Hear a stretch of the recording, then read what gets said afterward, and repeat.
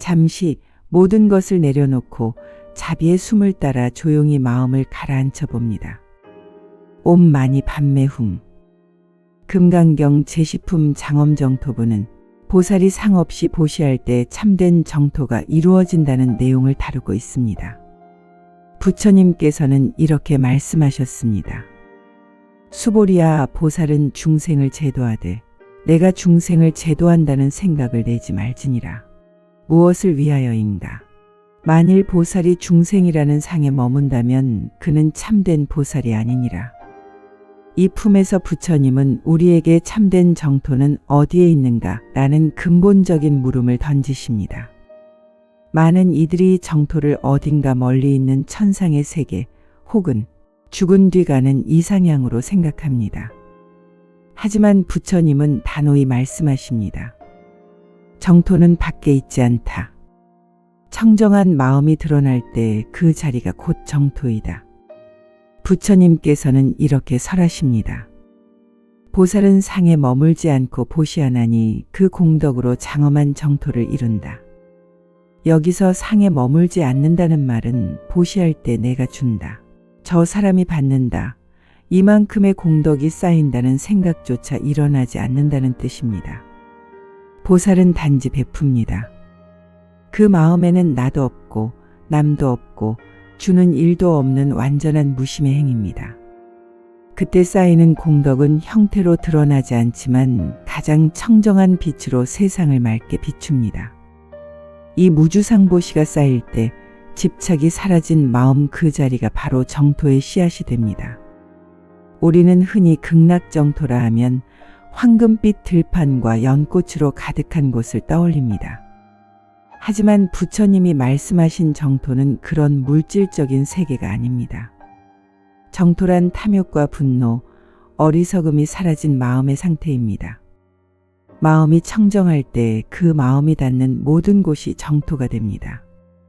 즉 부처님께서 말씀하신 장엄정토란 무엇을 지어서 만드는 곳이 아니라 집착이 사라질 때 드러나는 본래의 세계입니다. 그것은 멀리 있지 않습니다. 지금 이 순간 내 마음이 맑아지는 그 자리가 곧 정토입니다. 부처님은 보살이 수행하는 모든 행을 정토를 장엄하는 일이라 하셨습니다. 하지만 그 장엄은 금빛 장식이나 찬란한 궁전이 아닙니다. 그것은 마음의 장엄입니다. 한 생각의 선함, 한마디의 자비로운 말, 한순간의 용서와 이해, 이 모든 것이 정토를 짓는 벽돌이 됩니다. 그러나 내가 공덕을 쌓는다는 생각이 끼는 순간 그 장엄은 이미 빛을 잃습니다. 왜냐하면 나라는 상이 생기는 순간 마음은 탁해지고 정토는 사라지기 때문입니다. 부처님은 그래서 말씀하십니다. 보살은 공덕을 장엄하지 않음으로써 참된 장엄을 이룬다. 이 품은 수행자에게 큰 가르침을 줍니다. 우리는 늘 어디로 가야 부처가 될까? 무엇을 해야 정토에 태어날까 고민합니다. 하지만 부처님은 말씀하십니다. 정토는 먼 곳이 아니다. 집착이 사라진 그 자리가 바로 정토다. 내가 지금 하는 보시, 내가 하는 말 한마디, 누군가를 이해하려는 그 마음, 그것이 바로 정토를 짓는 수행입니다. 우리가 사는 이 세상이 탐욕과 분노로 가득 차 있다고 느껴질 때 그때일수록 내 마음을 청정히 씻어야 합니다. 청정한 마음으로 한 사람을 바라보고 미소를 짓고 자비를 내면 그 순간 이 땅은 이미 장엄한 정토로 변합니다. 금강경 제11품 무의복승분. 행하지 않음의 복이 으뜸이다. 부처님께서 말씀하셨습니다. 수보리야, 만약 보살이 항아의 모래수와 같은 세계를 가득 채울 만큼의 칠보로 보시한다 하더라도 만일 어떤 사람이 이 경 가운데 사구계를 받아 지니고 남에게 설한다면 그 복덕이 전자의 보시보다 더하리라. 이 구절은 금강경 제11품 무의복승분의 핵심입니다. 부처님은 여기서 이렇게 선언하십니다. 무의의 복이 모든 복 중 으뜸이다. 이 말은 곧 형태로 드러나는 물질적인 보시보다 무상의 보시, 즉 집착이 없는 마음의 행위가 비교할 수 없이 더 큰 복덕을 낳는다는 뜻입니다. 유일한 무엇을 하려고 하는 마음, 즉 의도와 계산이 있는 상태입니다. 내가 선행을 해야겠다. 이렇게 하면 공덕이 쌓이겠지. 좋은 업을 만들어야 천상에 태어나리라. 이와 같은 생각은 모두 유의의 행입니다. 즉 무언가를 이루려는 작용이 개입된 선행입니다. 반대로 무의는 그 어떤 의도도 계산도 없는 상태입니다. 그저 자연스럽게 자비가 흘러나오고 도움이 필요하면 돕고 말이 필요하면 건네는 그 마음. 거기에 내가 한다는 주체가 사라진 자리, 그것이 바로 무의입니다. 부처님은 바로 이 무의의 행이 가장 크고 깨끗한 복이라 하셨습니다. 우리가 생각하는 복은 대부분 무엇을 얻는 것입니다. 하지만 부처님께서 말씀하신 복은 얻음이 아니라 놓음에서 생깁니다. 무의를 행한다는 것은 무언가를 새로 쌓는 것이 아니라 쌓인 것을 내려놓는 일입니다. 탐욕을 놓고 분노를 놓고 비교와 판단을 놓는 것. 그 한 생각이 놓이는 순간 그 자리가 바로 복의 근원입니다. 그래서 부처님은 말씀하셨습니다. 무의의 복이 가장 으뜸이다. 왜냐하면 그 복은 시간에 따라 사라지지 않기 때문입니다. 세속의 복은 얻으면 잃지만 무의의 복은 놓을수록 커지고 비울수록 깊어집니다. 부처님은 말씀하셨습니다. 이경의 사구계를 받아 지니고 남에게 전하는 공덕, 이 금은 보화의 보시보다 크다고 하셨습니다. 왜 그럴까요? 물질의 보시는 한 생을 이롭게 하지만 법의 보시는 영원한 생명을 깨웁니다. 보시한 재물은 언젠가 사라지지만 한 사람의 마음이 진리를 깨닫게 되면 그 깨달음은 삶의 방향을 바꾸고 그 사람뿐 아니라 세상을 맑게 만듭니다. 그것이 바로 무의복승의 참된 의미입니다. 복은 하는 마음이 아니라 비우는 마음에서 옵니다. 수행이란 거창한 것이 아닙니다. 이 품에서 부처님은 복을 쌓으려 하지 말고 한 생각을 놓으라고 가르치십니다. 무의의 복은 행동에 많고 적음에서 생기지 않습니다. 오히려 마음의 고요함과 집착의 부재에서 피어납니다. 보시를 하더라도 좋은 일을 했다는 생각이 일어나면 그것은 이미 유의의 복입니다. 하지만 그저 자연스러운 마음으로 돕고 도운 뒤에도 마음에 흔적이 남지 않는다면 그것이 바로 무의의 복입니다. 한 생각 놓음이 곧 무의복승입니다. 잡고 있던 분노를 내려놓는 그 순간, 스스로를 용서하는 그 마음, 그 한 번의 비움이 금은 보화의 보시보다도 큰 복입니다. 무의를 행한다는 것은 세상을 떠나 도를 닦는 것이 아닙니다. 오히려 세상 한가운데에서 집착 없이 사는 법을 배우는 일입니다. 하루 동안 마음이 분주할 때 잠시 멈추고 호흡을 바라보세요. 그 한순간의 고요함 속에 무의의 복이 피어납니다. 부처님의 길은 얻는 것이 아니라 비워지는 것입니다. 금강경 제12품 존중정교분 부처님을 진정으로 공경하는 길. 부처님께서 말씀하셨습니다. 수보리야, 만약 어떤 선남자 선여인이 이 경을 받아 지니고 읽고 외우며 남에게 설한다면 그 사람은 열애를 가장 존중하고 공경하는 자니라. 이 품은 존중정교분, 즉 바른 가르침을 존중하는 품입니다. 부처님께서는 이 말씀을 통해 우리에게 이렇게 가르치십니다. 부처님을 공경한다는 것은 절하는 것이 아니라 그분의 말씀을 마음에 새기고 삶으로 실천하는 것이다. 우리는 흔히 부처님을 공경한다고 하면 절을 많이 하고 공양을 올리고 향을 피우는 형식을 떠올립니다. 물론 그것도 귀한 신심의 표현입니다. 하지만 부처님은 이 품에서 분명히 말씀하십니다. 진정으로 열애를 공경하는 자는 그 말씀을 실천하는 자이다. 즉, 존중정교란 단순히 경전을 아끼는 것이 아니라 그 가르침을 실제로 삶 속에서 살아내는 것입니다. 부처님은 이 경을 받아 지니라고 하셨습니다. 여기서 지닌다는 것은 경전책을 손에 들고 다니는 것이 아니라 그 가르침을 마음속 깊이 품고 삶의 기준으로 삼는다는 뜻입니다. 매일의 말 한마디, 생각 하나, 행동 하나가 상에 머물지 않는다, 집착을 놓는다는 부처님의 말씀에 따라 움직일 때 그 사람은 이미 금강경을 품고 사는 사람입니다. 부처님은 또한 말씀하십니다. 이 경의 사구계를 남에게 전하는 자는 그 공덕이 한량없다. 부처님의 법을 전한다는 것은 단순히 강연이나 글로 설명하는 것만을 뜻하지 않습니다. 누군가에게 한마디 위로를 건넬 때 그 말이 집착을 놓게 하고 마음을 밝게 하는 말이라면 그 순간 이미 우리는 법을 전하고 있는 것입니다. 말 한마디로 누군가의 분노를 녹이고 미움 대신 자비를 일깨워 준다면 그것이 바로 정교 부처님의 바른 가르침을 설하는 일입니다. 부처님은 당신의 형상을 공양받기를 바라지 않으셨습니다. 오히려 이렇게 말씀하셨습니다. 나를 형상으로 보거나 음성으로 찾는 자는 참으로 열애를 보지 못하리라. 부처님은 형상 속에 계시지 않고 법 속에 계십니다. 따라서 부처님을 존경한다는 것은 그분의 법을 실천하는 것이며 그것이 바로 부처님이 보신 진정한 예경입니다. 이 품의 핵심은 간단합니다. 법을 삶으로 옮기는 것이 최고의 공양이다. 불단 앞에 향을 피우는 것도 좋지만 그보다 더 큰 향은 청정한 마음의 향입니다.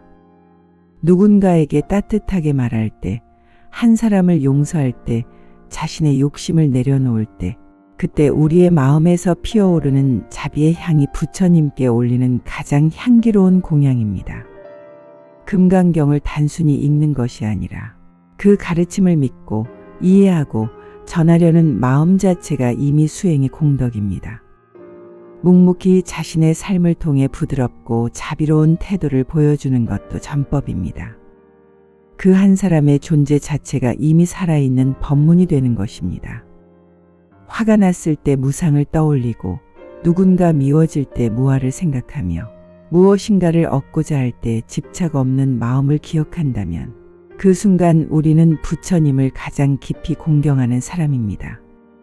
오늘날 우리에게 경전을 지닌다는 것은 일상 속 순간순간 부처님이라면 어떻게 하셨을까를 떠올리는 마음. 그것이 바로 경을 지니는 것이고 부처님을 존중하는 삶입니다. 금강경 제13품 여법수집은 사구계라도 믿고 지니면 큰 공덕이 있다. 부처님께서 말씀하셨습니다. 수보리야, 만일 선남자 선여인이 이 경이 사구계만이라도 받아 지니고 타인에게 설하면 그 복덕이 한량없느니라. 수보리야, 어떤 이가 항아의 모래수만큼 많은 몸으로 보시한다 하더라도 이 경의 사구계를 받아 지니고 남에게 전하는 복이 그보다 수승하니라. 그리고 마지막으로 이렇게 덧붙이셨습니다. 수보리야, 이 경은 모든 부처님이 지키시고 보호하시며 그 법을 따르는 자 또한 부처님께 공양하는 자와 같으니라. 이 구절은 금강경 제13품 여법수지분의 핵심이며 부처님께서 배움의 진정한 의미를 밝히신 대목입니다. 부처님은 방대한 경전을 모두 외우는 것보다 마음 깊이 단 한 구절이라도 진실하게 실천하는 것이 더 중요하다고 말씀하십니다. 어떤 사람이 겐지스강에 모래알 만큼 많은 몸으로 온 세상을 위해 물질적인 보시를 한다 하더라도 이 경의 한 구절을 진심으로 전하는 공덕이 그것보다 크다고 하셨습니다. 그만큼 가르침을 삶으로 옮기는 것, 그 자체가 부처님께서 가장 귀하게 여기신 일이라는 뜻입니다. 여법수지란 법답게 바르게 받아 지닌다는 뜻입니다. 단순히 글자를 외우거나 암송하는 것이 아니라 그 가르침을 몸과 마음으로 살아내는 것이 진정한 여법수지입니다. 부처님께서 왜 사구계만이라도 믿고 지니라고 하셨을까요? 그 이유는 깨달음은 양이 아니라 깊이에 달려있기 때문입니다. 수많은 법문을 알고 있어도 한 구절의 진리를 마음으로 체득하지 못하면 그것은 단지 지식에 머무를 뿐입니다. 하지만 단 한 구절이라도 온전히 이해하고 실천한다면 그것은 곧 지혜가 됩니다. 예를 들어 금강경의 한 구절, 응무소주 이생기심, 머무름이 없이 그 마음을 내라, 이 한 구절만 바르게 이해해도 금강경 전체의 정수를 깨닫는 것과 같습니다. 경을 수지한다는 것은 그 뜻을 이해하고 그 가르침을 일상 속에서 기억하고 실천하는 것을 말합니다. 예를 들어 형상에 있는 것은 모두 허망하다, 이 한 문장을 마음속에 되새기며 오늘 나를 괴롭힌 말과 감정, 비교심을 돌아보는 것입니다. 그 순간 마음은 바로 수행의 자리가 됩니다. 이것이 바로 법답게 지니는 것입니다. 부처님께서는 말씀하십니다. 이 경은 모든 부처님이 지키시고 보호하신다. 이 말은 단순히 신비적인 의미가 아닙니다. 진리를 지키는 마음은 스스로 보호받는다는 뜻입니다. 거짓된 욕망과 어지러운 세상 속에서도 마음을 바르게 세우면 그 마음이 곧 부처님의 보호가 됩니다. 오늘날 우리는 너무 많은 정보와 말 속에 살고 있습니다. 이 품은 우리에게 이렇게 말합니다. 경을 많이 읽는 자가 아니라 한 구절을 진심으로 실천하는 자가 진정한 제자다. 지식이 많다고 수행이 깊은 것은 아닙니다. 지식은 머리에 쌓이지만 지혜는 마음에서 피어납니다. 부처님께서 말씀하신 여법수지는 우리의 일상 속에서 실현됩니다. 화가 났을 때 무상을 떠올리고 누군가 미워질 때 무아를 생각하며 무엇인가를 얻고자 할 때 집착 없는 마음을 기억한다면 그 순간 우리는 부처님을 가장 깊이 공경하는 사람입니다. 이처럼 한 구절의 말씀을 마음에 새기고 그대로 말하고 그대로 행동하는 것. 그것이 법을 수지하고 전하는 삶이며 그 자체가 수행자에게 가장 큰 공덕이 됩니다. 금강경 제14품 이법평등분. 깨달음은 법조차 집착하지 않을 때 온다. 부처님께서 말씀하셨습니다. 수보리아, 보살은 법에 집착하지 아니하고 법을 떠나며 비법에도 집착하지 아니하나니 어찌하여 그러한가. 수보리아, 법이라 하는 것도 열애가 설한 바 곧 법이 아니니 이름하여 법이라 하느니라. 그러므로 열애는 말하느니 모든 법은 평등하여 차별이 없느니라. 이 구절은 금강경 전체 중에서도 깨달음의 완성에 가까운 가르침, 즉 이법정멸의 경지를 보여줍니다. 앞의 품들에서 부처님은 상을 버리라고 하셨고 이제는 법마저 놓으라고 말씀하십니다. 부처님께서 말씀하신 법을 떠난다는 것은 심지어 부처님의 가르침조차 집착하지 말라는 뜻입니다. 법이라 이름한 것도 사실은 진짜 법이 아니다. 그저 이름으로 그렇게 부를 뿐이다. 진리는 이름으로 설명될 수 없습니다. 부처님이 설하신 모든 법문조차 깨달음에 이르게 하는 방편일 뿐, 그 자체가 절대적인 진리는 아니기 때문입니다. 진리를 가리키는 법은 마치 강을 건너는 배와 같습니다. 배를 타고 강을 건넌 뒤에는 그 배를 머리에 이고 다닐 필요가 없습니다. 법은 깨달음으로 가는 길을 안내하지만 그 길에 도착하면 법마저 놓아야 합니다. 이것이 바로 이 법을 떠난다는 뜻입니다. 부처님은 말씀하십니다. 법을 붙잡는 자는 법을 잃는다. 법을 놓는 자는 법을 얻는다. 붙잡음에는 분별이 따르고 놓음에는 자유가 따르기 때문입니다. 부처님은 말씀하십니다. 모든 법은 평등하다. 차별이 없다. 이 평등은 세속적 의미에 모두 똑같다는 평등이 아닙니다. 이 평등은 진리의 자리, 즉 차별이 사라진 마음을 가리킵니다. 깨달음의 눈으로 보면 옳고 그름, 선과 악, 깨끗함과 더러움, 심지어 부처와 중생의 구분조차 사라집니다. 이 모든 것은 한 근원에서 일어나는 그림자일 뿐입니다. 이해와 오해, 기쁨과 슬픔, 수행과 번뇌조차 본래는 둘이 아닙니다. 이 평등은 모든 존재가 본래 부처라는 궁극적 통찰을 드러냅니다. 이 평등의 자리에 이르면 모든 존재는 그 자체로 완전하며 이미 진리 속에 머물고 있습니다. 이것이 바로 부처님께서 보신 세계입니다. 수행 초기에는 법을 통해 마음을 닫고 바르게 살아가려 노력합니다. 그러나 어느 순간 이건 옳은 법이다, 저건 틀린 법이다라는 법에 대한 옳고 그름의 분별이 생깁니다. 이 판단이 깊어질수록 마음은 좁아집니다. 그때 부처님은 우리에게 이렇게 일깨우십니다. 법에도 머물지 말라. 법을 배우되 법에 얽매이지 말고 법을 실천하되 법에 갇히지 말라는 것입니다. 이것이 바로 이 법의 수행입니다. 마음이 부드러워지고 판단이 사라지고 모든 존재를 있는 그대로 받아들이는 자리. 그것이 법을 떠난 평등의 자리입니다. 이 법정멸부는 우리에게 이렇게 말합니다. 법조차 놓아라. 놓는 그 순간 모든 법이 하나로 돌아가리라. 이 법평등의 세계는 비움의 세계입니다. 잡지 않고 기대지 않고 단지 있는 그대로의 마음으로 머무는 것. 그 자리는 법도 없고 깨달음도 없으며 오직 고요한 있는 그대로의 진리만이 남습니다. 그 자리에 머무를 때 그대는 더 이상 배우는 자도 가르치는 자도 아닙니다. 그대가 곧 법이며 그대가 곧 부처입니다. 부처님께서는 이 다섯 품을 통해 우리가 참된 수행자라면 무엇을 버리고 무엇을 지녀야 하는가를 명확히 보여주셨습니다. 그 가르침의 핵심은 무주상에서 이법평등으로 나아가는 깊은 통찰입니다. 정토를 장엄하려는 마음조차 상에 머문다면 그곳은 이미 청정한 정토가 아닙니다. 공덕을 쌓고 복을 짓는 행위가 아무리 크더라도 그 속에 나라는 집착이 있다면 그것은 여전히 유의의 복일 뿐입니다. 그래서 부처님은 궁극적으로 말씀하십니다. 법에 머물지 말고 법조차 떠나라. 그 말은 단지 경전을 버리거나 수행을 부정하라는 뜻이 아닙니다. 진리마저 의지하지 않을 때 비로소 진리가 드러난다는 가장 깊은 자유의 가르침입니다. 우리의 삶 속에서도 이 가르침은 그대로 적용됩니다.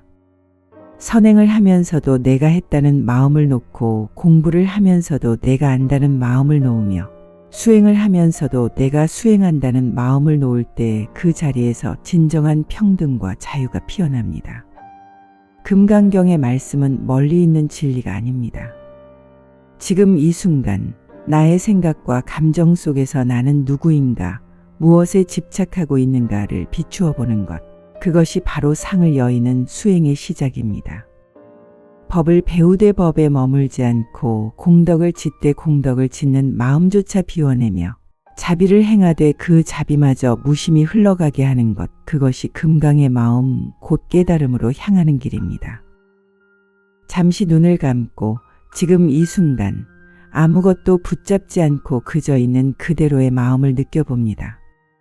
그 고요한 자리, 바로 거기가 진정한 정토, 부처님의 마음입니다.